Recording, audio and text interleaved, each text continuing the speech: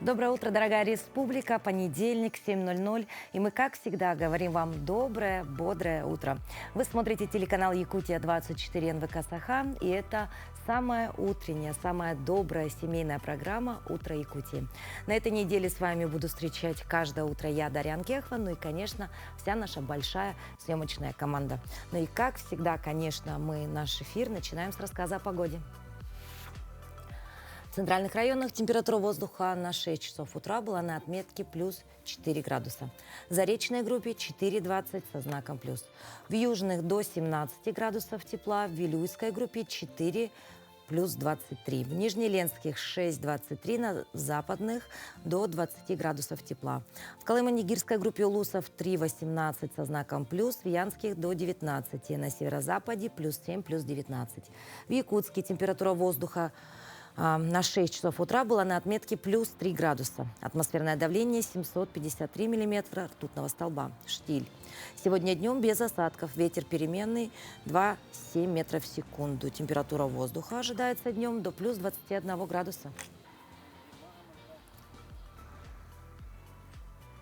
Ну что ж, с погодой мы разобрались, и она, как видите, все неустойчивее. Например, как мы уже сказали, утром в 6 утра плюс 3, днем будет 21. Конечно же, лето уже на исходе, солнце не печет так безжалостно, вечера становятся прохладнее, а дни заметно укорачиваются. Осень буквально дышит нам в спину.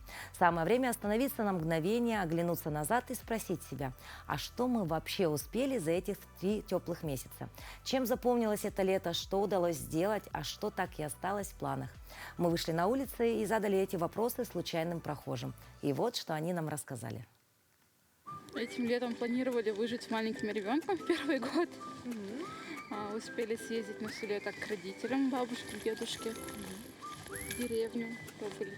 Ну и следующим летом планируем улететь куда-нибудь, отдохнуть, развеяться. Из моих планов осуществилась поездка в Москву, встреча с другом.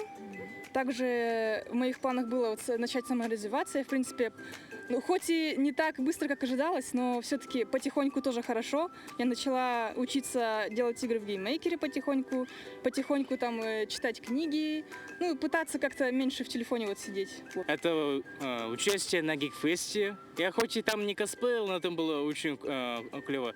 Там были потрясающие косплеи. Там людей было очень много, я там впервые оказался. И там наконец-то сфотался с гостем этого фестиваля, с Дмитрием Саиндуком.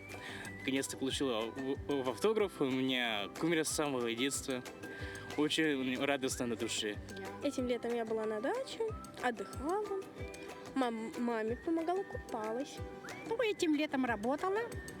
Все лето на работе, уже 2-е лето, и это очень нравится. Отдыхаю осенью. День рождения праздновали, как я и хотела, в веревочном парке. Немножко там до Красного дошла, прошла почти частично. Покупались летом очень много, саппорт подарили, жестко катались. Очень хотела его. И, в целом, все успела, то, что планировала, на работу устраиваюсь. Все лето здесь работал в Доме ужасов. Честно, жалею, что все лето здесь просидел. Но скоро заканчиваю работать, поэтому начну гулять побольше. Следующим летом уже переезжаю. Сколько-то поработаю, и потом где-то к середине лета переезжаю в Москву. Бабушки был, я там купался в бассейне. Мы там всякое разное делали. Мы ездили по магазинам, одежду еще покупали. В Краснодаре. Съездили в Мегино Кангаласа, игры детские играли. Потому что у нас внуков маленьких 7, погодки. Мы очень часто ездили в этот парк аттракционов и на многих аттракционах покатались. Это было очень классно. Здесь вообще хорошие аттракционы. Самый лучший здесь это, как по мне, Микс и Зигзаг. А само лето-то прошло очень хорошо, мне все понравилось этим летом.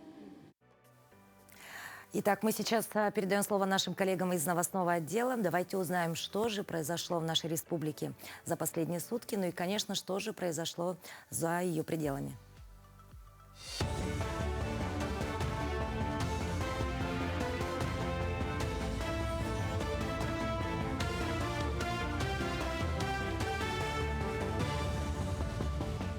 Доброе утро, Якутия. Последние новости к этому часу.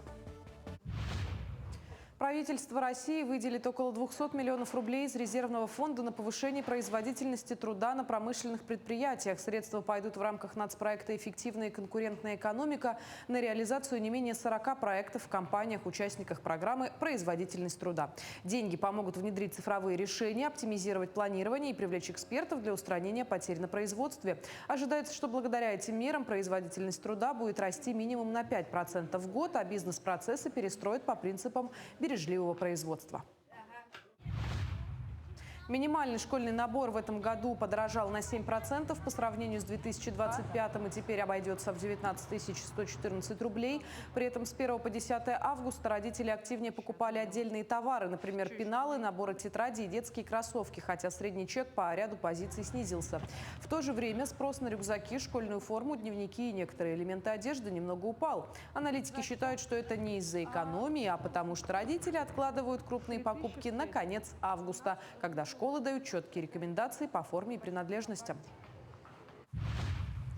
Технологию беспилотных летательных аппаратов внедряют в сельское хозяйство Якутии. Использование дронов осуществляется в рамках муниципального пилотного проекта СИР-ИЕ ведомственной программы «Цифровая агрокарта». Так, в пилотном режиме их применяют в Чурапчинском районе. На сегодняшний день беспилотники задействованы для мониторинга состояния посевов и проведения геодезической съемки почв. Кроме того, применяются агродроны, которые занимаются распрыскиванием удобрений и некоторых необходимых материалов. Их применение позволяет точнее следить за ростом растений и проводить операции точного земледелия для повышения урожайности, а также снижения трудозатрат и нагрузку на сельхозтехнику. Учитывая мерзлотные почвы нашей республики, которые характеризуются очень хрупкой почвенной структурой, и при прохождении сельхозтехники почвенная структура всегда разрушается, страдает и ухудшается, применение агродронов, которые летают над полем и не разрушают почвенную структуру, мы ее сохраняем. Таким образом сохраняется и плодородие почв в том числе. Плюс ко всему, в нашей республике пахотные угодья отличаются мелкоконтурностью и труднодоступностью, что также идет на руку для тех, кто применяет агродроны в своем ежедневном труде на полях. В небе над Москвой и рядом других российских регионов заметили цепочку неизвестных огней. О неопознанных объектах сообщили жители Якутии. Предположительно, речь идет о системе Starlink компании SpaceX американского предпринимателя Илона Маска. Эффект змейки, который наблюдали очевидцы, мог быть достигнут из-за того, что десятки спутников компании запускают одной ракетой и выводят одновременно на очень близкие орбиты. Сначала они идут плотной цепочкой, а потом постепенно расходятся. Однако официального подтверждения этим предположениям в настоящий момент нет. И происхождение объектов в небе остается загадкой. Более сотни ребят из футбольных клубов Якутии проходят учебно-тренировочные сборы от «Спартак Якутск». В программе «Интенсив» с приглашенным гостем Павел Зотов, главный тренер футбольной академии «Искра» из города Хабаровска, прибыл в столицу республики и уже познакомился с юными футболистами и их тренерами. С 24 августа стартовали обучающие занятия, на которых воспитанники и родители смогут лично познакомиться с Павлом Юрьевичем, пообщаться, задать интересующие вопросы и узнать больше о подготовке и развитии футболистов. Наша школа уже стала чуть побольше, мы выросли, у нас есть свой манеж. Конечно, не такой большой, как у вас, но у нас еще есть свой стадион, который мы сейчас реконструируем. Мы зайдем в ЮФЛ, и в будущем, что самое главное, местные мальчишки могут играть в профессиональной команде, потому что наша цель – профессиональная команда. То есть это будет такая старт-площадка попасть в большой футбол. Не так, что кто-то уехал в Москву, там остался. Это будет системная работа, где мы будем прям ребят поставлять, рекомендовать в лучшие клубы России в будущем. Хотелось бы, чтобы было так. По крайней мере, мечты, они дают силы это все реализовывать.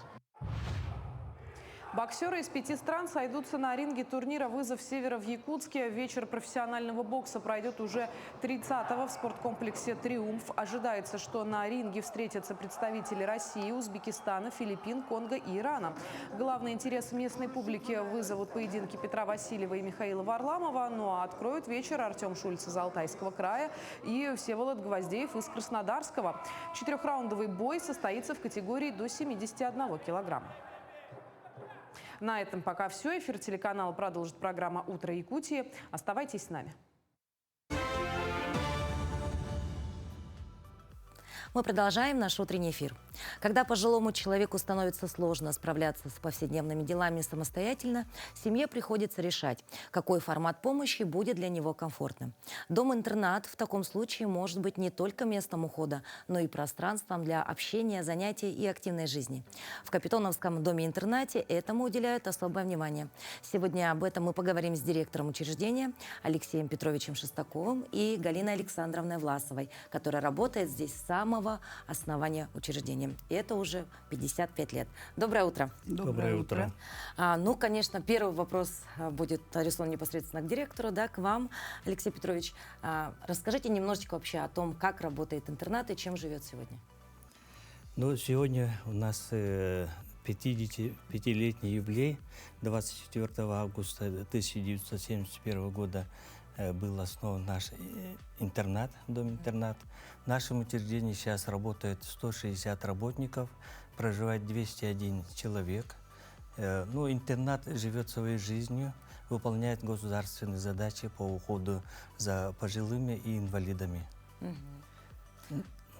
то есть работа такая рутинная, да, но, собственно, тогда следующий вопрос. Кто может попасть к вам, да, в каких случаях пожилому человеку с инвалидностью, возможно, нет, можно попасть будет к вам? Ага. Ну, это очень такой щепетильный вопрос. Это касается и родственников, и близких пожилого человека или инвалида. Но в основном у нас попадают люди с ограниченными возможностями жизнедеятельности. Это инвалиды или одинокие люди, оставшиеся без родственников, без детей. Но жизнь такова, что люди, которые живут годами в семье, да, с детьми, но эти дети раньше умирают, да, и они остаются одинокими. Вот эти люди к нам попадают. Зачастую, да? Зачастую. Угу.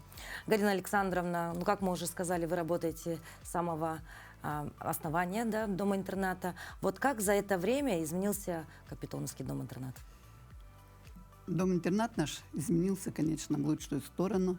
Раньше как бы самый главный вопрос стоял, что была крыша над головой, и одежда, что можно было одеть. Сейчас у нас много обслуживающего персонала, все квалифицированные сотрудники. Раньше было там на одного профессию, допустим, много обязанностей, а сейчас у нас большой штат, как Алексей Петрович уже сказал.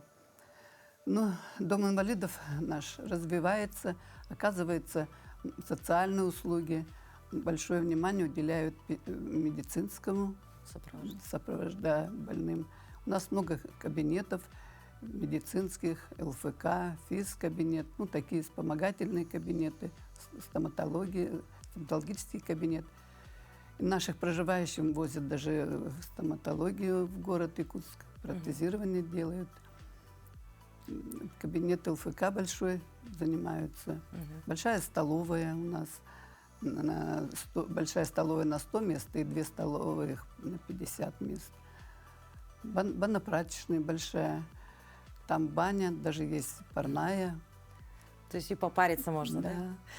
Отлично. Но вот многие родственники боятся, да, все-таки отдавая близкого человека в социальное учреждение, потому что, ну, в первую очередь, конечно, чувствуют какую-то, ну, как вы уже говорили, да, вину, возможно, да, за собой. Ну, вот, ну и, конечно, очень много страхов. А как же там близкий, родной человек будет проживать, да?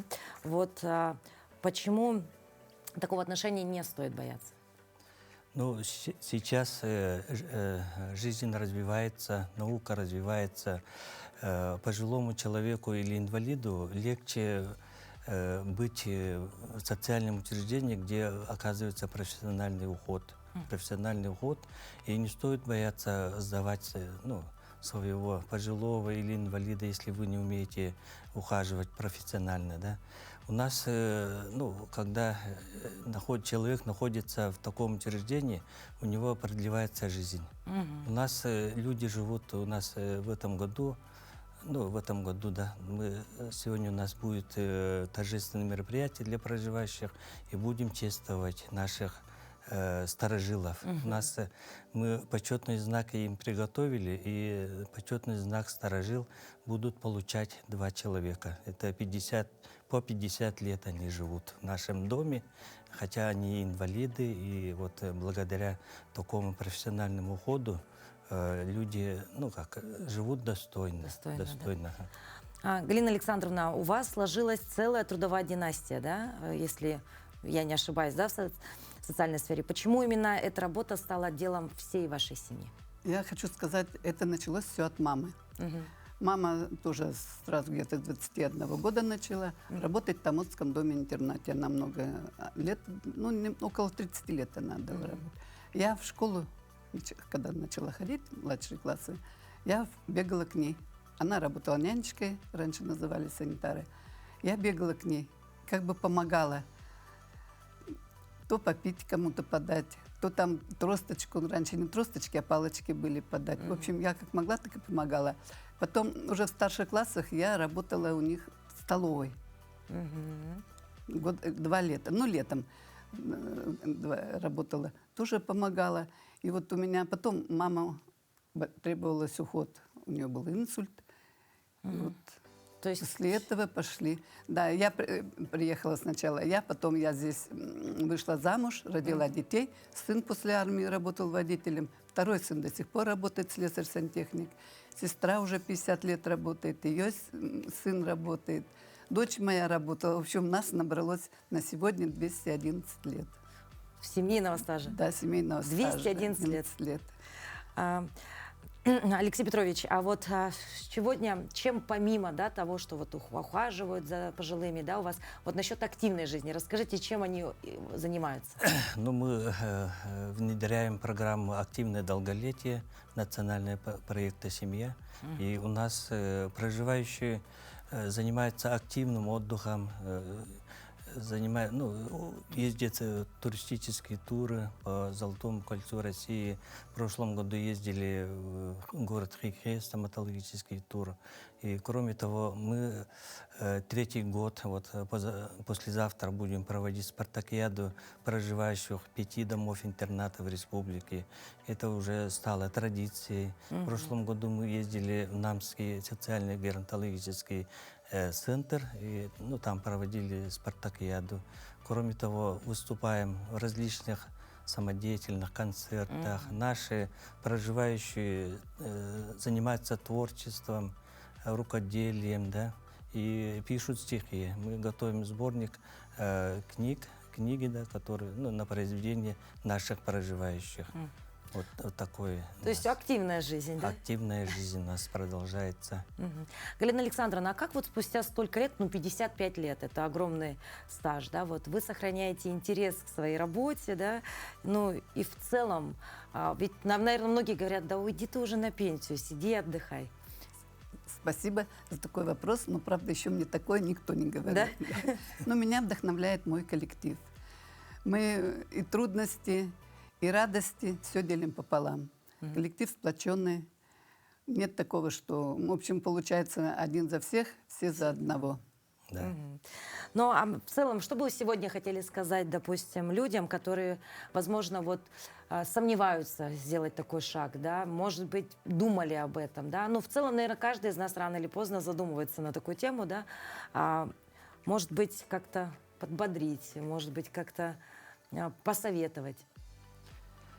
Ну, я бы хотел, зрителям, простым гражданам, да, нашей великой Родины сказать, что надо сохранять семейные традиции, семейные связи, надо держать связь со своими родственниками, с детьми. Это семейное воспитание дает очень большой эффект в сохранении домашнего ухода за пожилыми и инвалидами.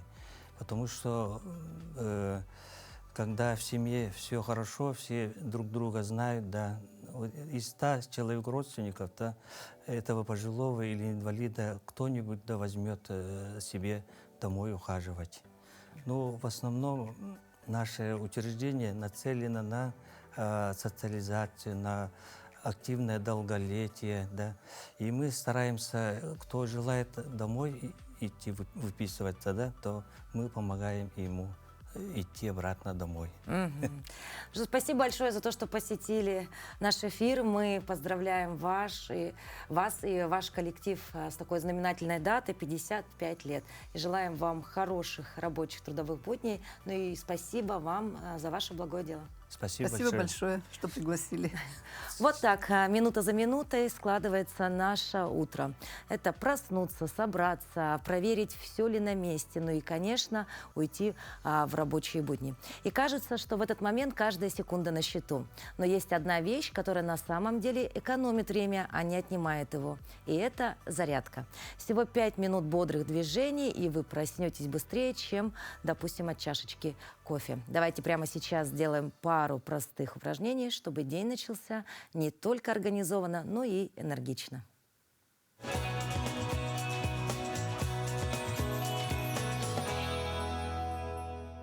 Доброе утро, меня зовут Ефимов Вячеслав, я руководитель и старший тренер спортивного клуба по парам, и сегодня мы с вами сделаем танцевальную разминку. Итак, ручки сложили на пояс.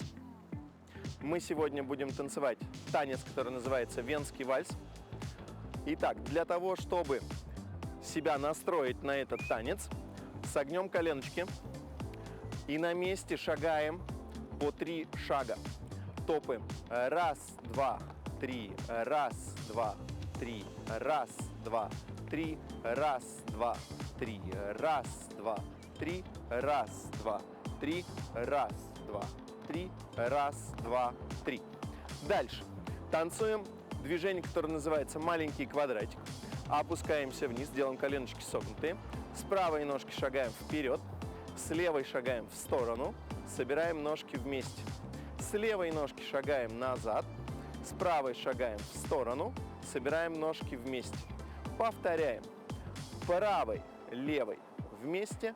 Левой, правой вместе. Правой, левой вместе. Левой, правой вместе. Правой, левой вместе. Левой, правой вместе. Дальше. Танцуем движение, которое называется окошечки. Правую ручку оставляем перед собой. Левую ручку отводим в сторону. Шагаем вперед, ножки собираем. И собираем ручку перед собой. 1, 2, 3. С левой ножки шагаем назад, ручку относим в сторону. Повторяем то же самое, делаем 2 руками. Повторяем, делаем то же самое 2 руками. Вперед шагаем, ручки собираем перед собой. Назад шагаем, ручки отводим в сторону. Шагаем вперед перед собой. Назад шагаем, отводим в сторону. Шагаем вперед, а поворот назад. Шагаем вперед, ручки перед собой, отводим назад. Вперед, назад. Спасибо. Итак, пробуем соединить наши движения вместе.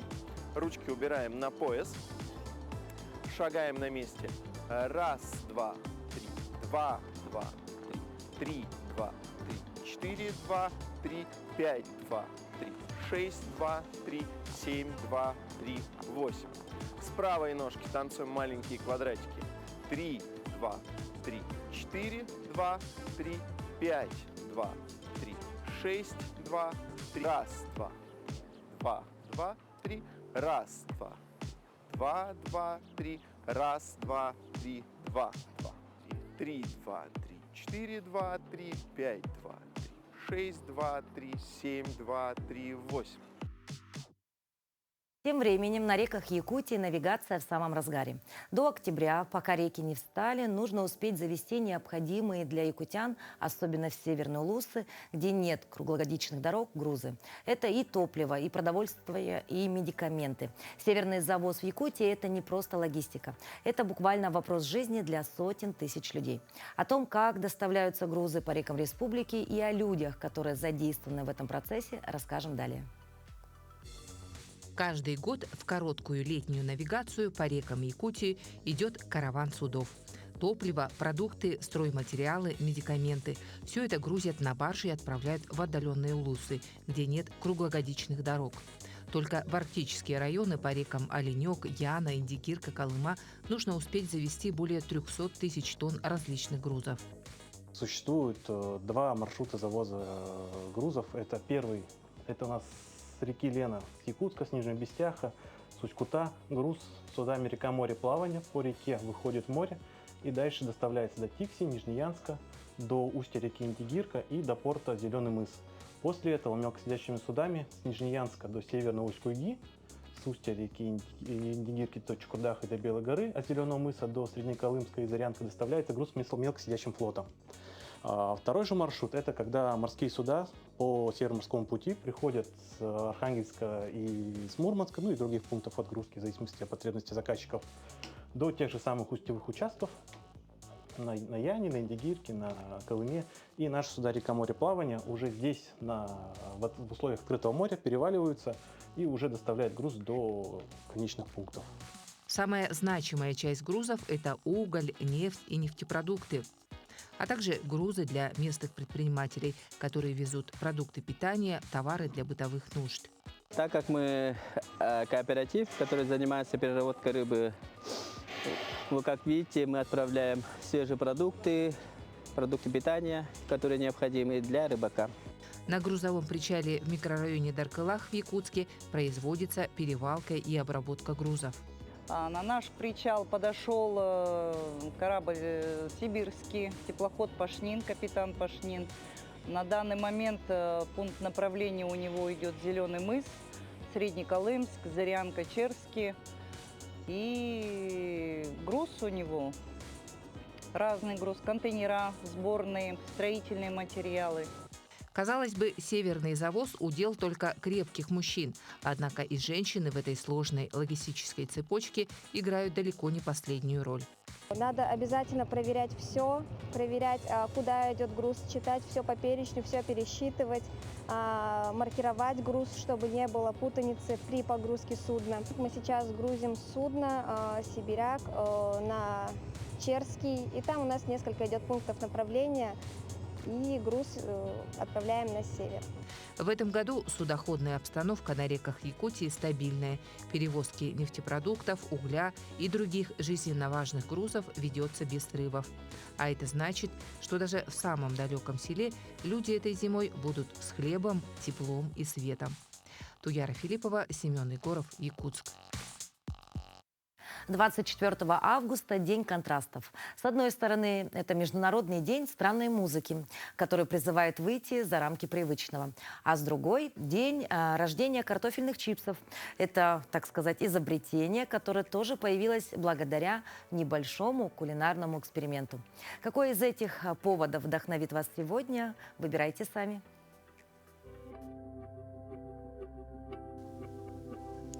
На календаре 24 августа. Сегодня отмечают День странной музыки. По народному календарю Ивпатий Калаврат. На Руси день Ивпатия Калаврата считали страшным. Существовало поверье, что на болотах появляется белый конь, который скачет по земле, пытаясь найти своего погибшего всадника. На Ивпатия по обыкновению начинали стричь овец. Мастерицы пряли нитки, вязали теплые вещи, приближающиеся к зиме, а мастера изготавливали валенки.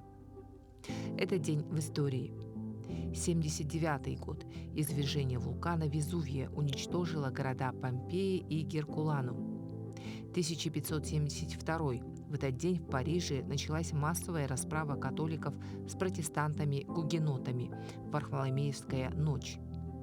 1758. 24 августа основан Первый Московский медицинский институт.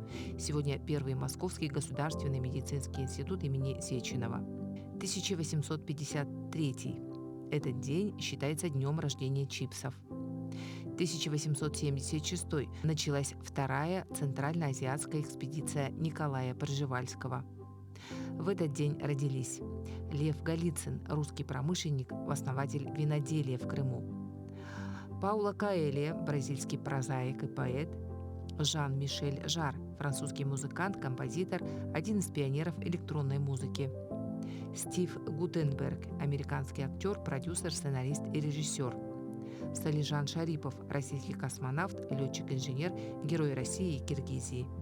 Именины сегодня у Александра, Василия, Ивана, Макара, Максима, Марии, Марка, Мартина и Федора. Праздники, конечно, это про планы. Хочется куда-то поехать, устроить мини-приключения, просто сменить картинку за окном. Но даже в самый праздничный день планы могут пойти не по сценарию. Например, из-за задержки рейса. И тогда вместо предвкушения путешествия стресс и куча вопросов. А вернут ли деньги? А дадут ли еду? И что вообще делать? Сейчас наш юрист расскажет, какие права есть у пассажира и как действовать шаг за шагом.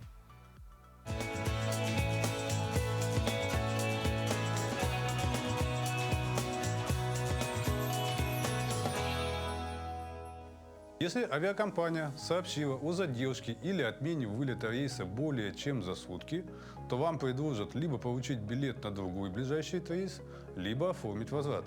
Но чаще всего пассажиры узнают об опоздании самолета по пути в аэропорт или уже на месте. В таком случае вам нужно обратиться к представителям авиакомпании.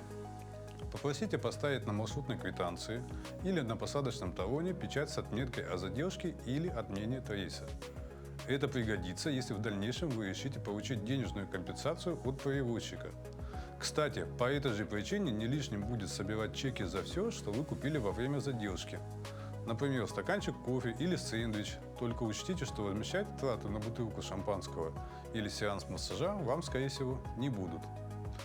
Также у представителей авиакомпании необходимо выяснить причину задержки или отмены. Перевозчик не несет ответственность и не предоставляет денежную компенсацию, если вылет перенесли или отменили из-за следующих причин. Это погодные условия, стихийные бедствия, забастовки сотрудников, военные действия, государственные ограничения на полеты, неисправности самолета. В том случае, когда произошли ошибки или непредвиденные изменения в расписании, или экипаж явился в неполном составе, на рейс продали больше билетов, чем есть мест на борту, авиакомпания должна возместить ущерб в полном объеме. С 1 марта 2026 года в России действует новое правило. Пассажир вправе отказаться от полета и вернуть деньги за билет при минимальной задержке рейса в 30 минут, а также при переносе вылета на более раннее время или в изменении маршрута. Если задержка произошла по вине авиакомпании, то вам положена компенсация в размере 3% от стоимости билета за каждый час опоздания, но не больше его полной цены. Например, если вы заплатили за билет 10 тысяч рублей, а рейс задержали на 4 часа, то вам вернут 1200 рублей.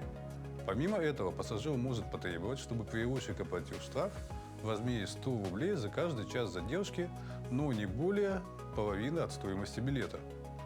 Если из-за опоздания самолета вы пропустили мероприятие или оплаченное лечение, нарушили условия путевки, то перевозчик обязан возместить убытки в полном объеме.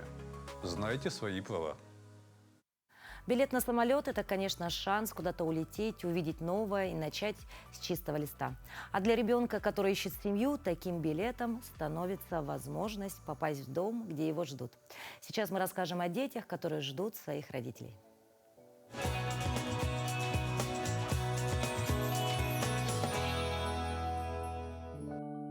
Витя – светлый, жизнерадостный мальчик с ясными голубыми глазами.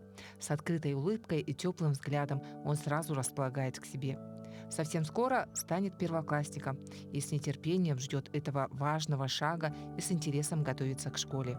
Он очень у нас старательный, все задания выполняет, усидчивый очень мальчик, сообразительный, словарный запас богатый.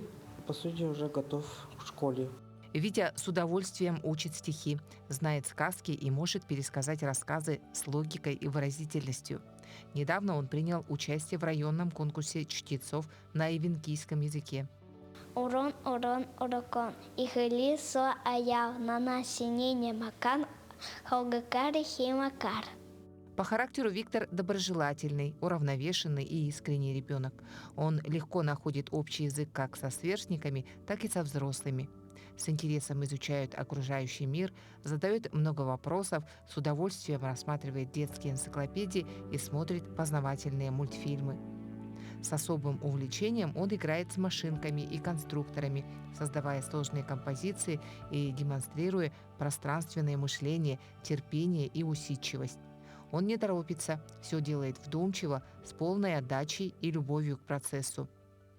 Творческие способности Виктора раскрываются в кружке «Самоделкин», где он с удовольствием учится делать поделки своими руками. Участие в конкурсах – одно из его любимых занятий. Витя неоднократно занимал в них призовые места. В нашей повседневной жизни с удовольствием выполняет трудовые поручения. Вот накрывать на стол, убрать посуду, смести крошки со столов. Он выполняет с удовольствием. А еще у Вити есть старшая сестра Даша. Она очень любит брата, заботится о нем, старается быть для него примером. У Даши, как и ее брата, очень разносторонние интересы. Она посещает несколько кружков дополнительного образования, проявляет настоящий талант к шитью. Но мечтает стать воспитателем. Эта мечта говорит о доброте ее души и желании быть нужной. Как и любые дети, Витя и Даша мечтают о теплой и любящей семье. Семье, которая примет их светлые сердца, поддержит их мечты и подарит настоящее детство. Им нужны родители, которые поверят в них и полюбят навсегда.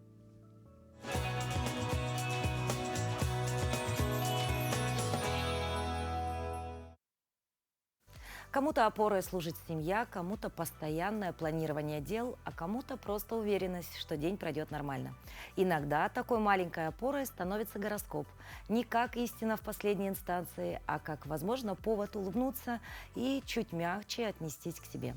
Сейчас мы расскажем прогнозы для знаков зодиака, и пусть этот день для каждого из вас будет продуктивным.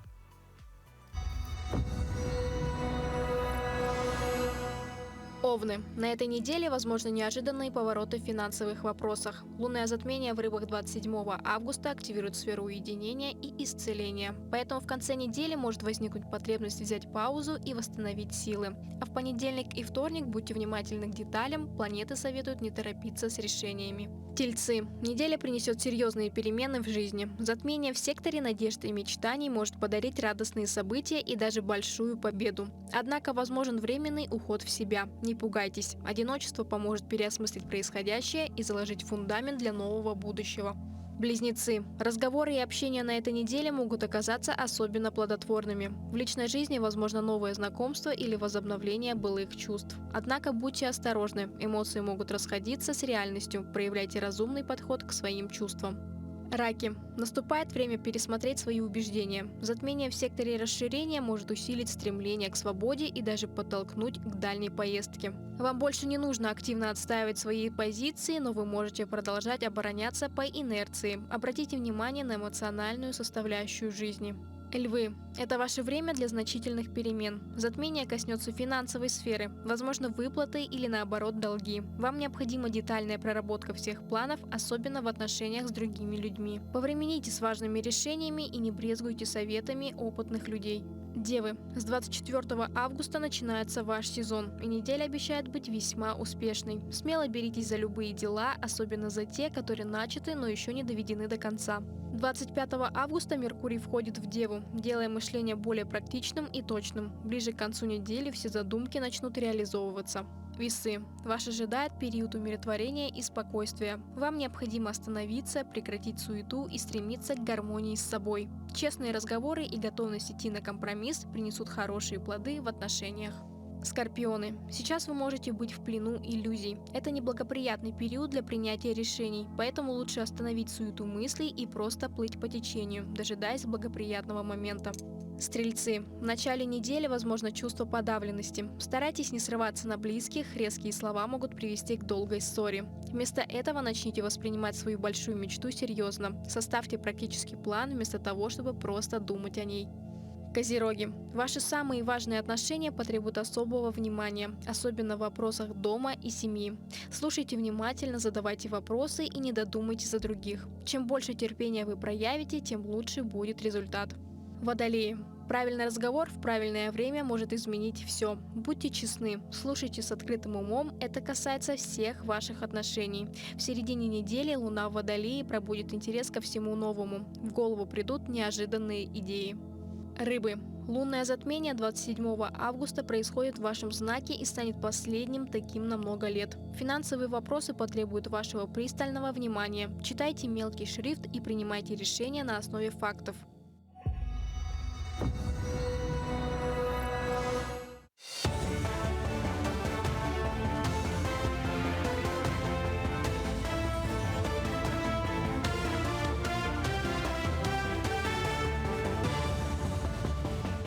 Доброе утро, Якутия. Последние новости к этому часу.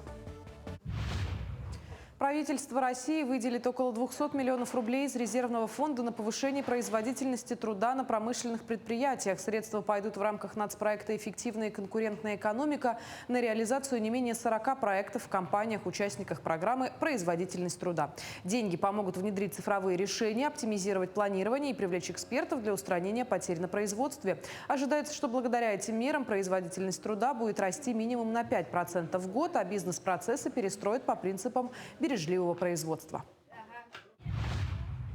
Минимальный школьный набор в этом году подорожал на 7% по сравнению с 2025 и теперь обойдется в 19 114 рублей.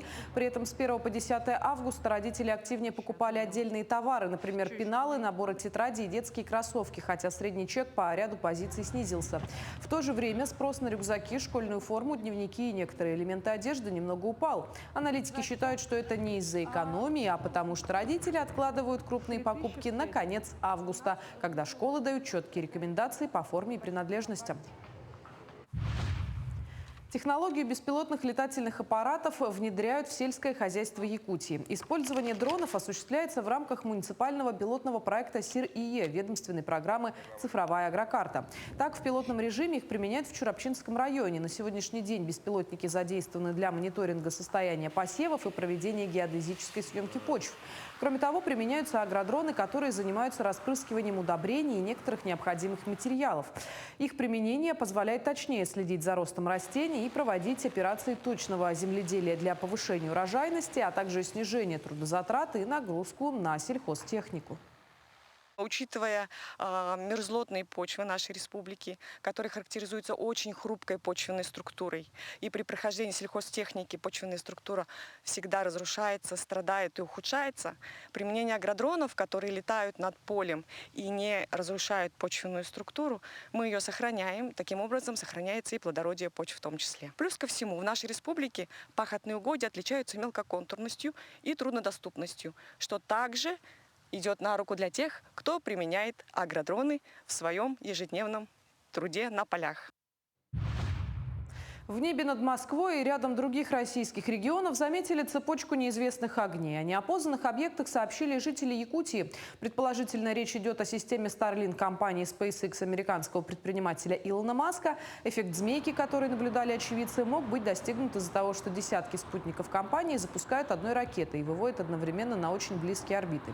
Сначала они идут плотной цепочкой, а потом постепенно расходятся. Однако официального подтверждения этим предположениям в настоящий момент нет. И происхождение объектов в небе остается загадкой.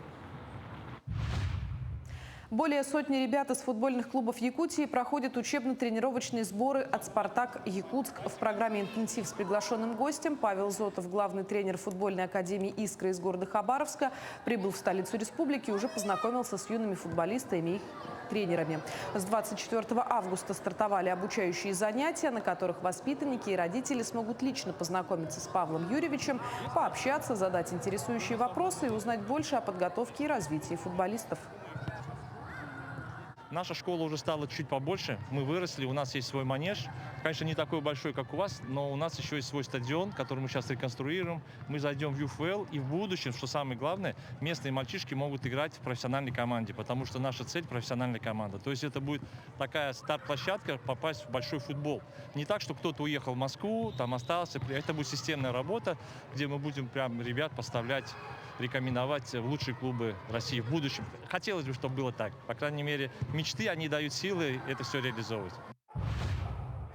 Боксеры из 5 стран сойдутся на ринге турнира «Вызов Севера» в Якутске. Вечер профессионального бокса пройдет уже 30-го в спорткомплексе «Триумф». Ожидается, что на ринге встретятся представители России, Узбекистана, Филиппин, Конго и Ирана. Главный интерес местной публики вызовут поединки Петра Васильева и Михаила Варламова. Ну а откроют вечер Артем Шульц из Алтайского края и Всеволод Гвоздеев из Краснодарского. 4-раундовый бой состоится в категории до 71 килограмма. На этом пока все. Эфир телеканала продолжит программа «Утро Якутии». Оставайтесь с нами. Начало учебного года для семьи всегда связано с дополнительными расходами. Это и школьная одежда, дорога до школы, питание и другие необходимые вещи. Для семьи с невысоким доходом эти траты могут стать особенно ощутимыми. Поэтому в Якутске и в целом республике действуют различные меры социальной поддержки. Какие именно выплаты и льготы доступны малоимущим семьям и как их получить, нам об этом расскажет заместитель руководителя управления социальной защиты населения города Якутска Валентина Сергеевна Портнягина. Доброе утро. Доброе утро, студия. Расскажите немного нам, пожалуйста, вообще, что такое статус малоимущей семьи и от чего он зависит? Статус малоимущей семьи присваивается семьям, чей среднедушевой доход ниже величины прожиточного минимума. В 2026 году по городу Якутску он составляет 28 026 рублей. В расчет входят все регулярные доходы членов семьи, такие как заработная плата, стипендия, пенсия, даже алименты на детей.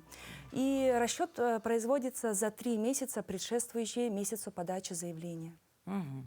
Ну и какие основные тогда меры поддержки существуют для малоимущих семей?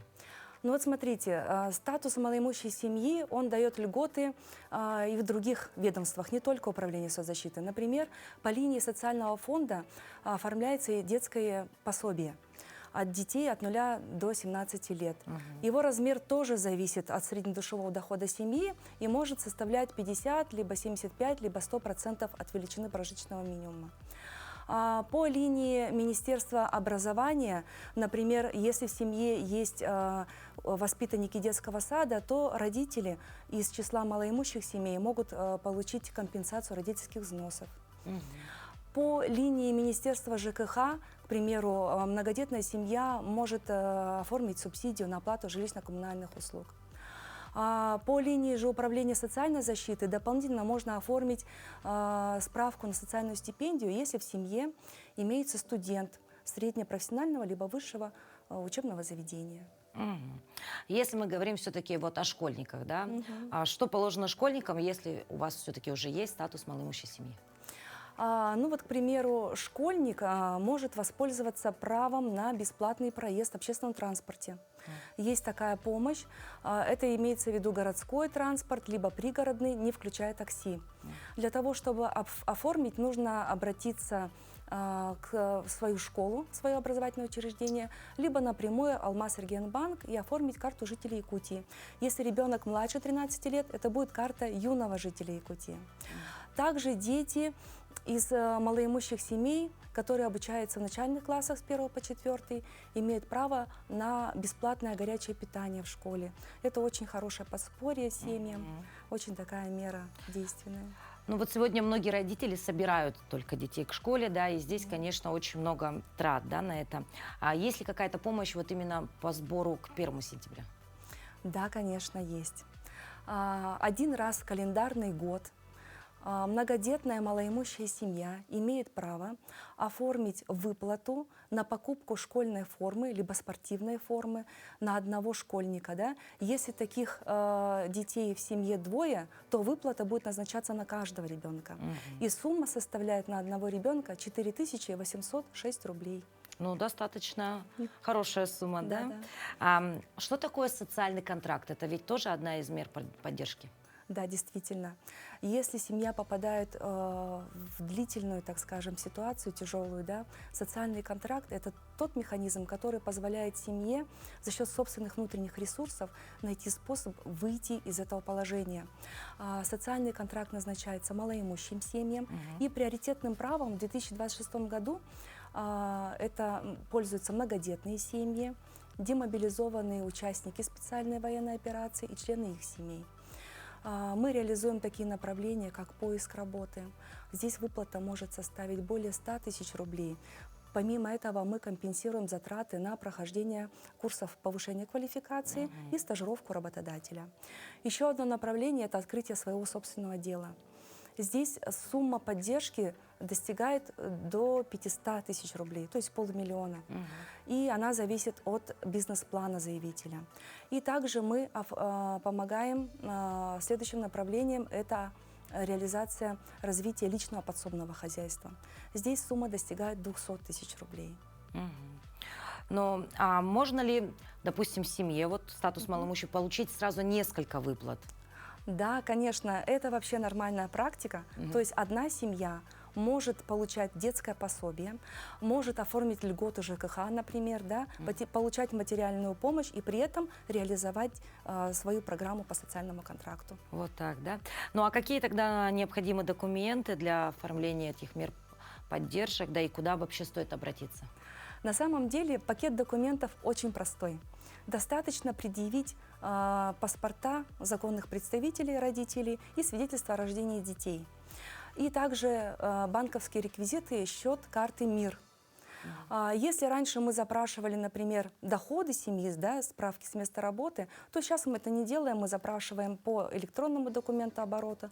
А вот справка, например, на студента, обучающегося в среднепрофессиональном учебном заведении, либо высшем учебном заведении, ее нужно будет предоставить.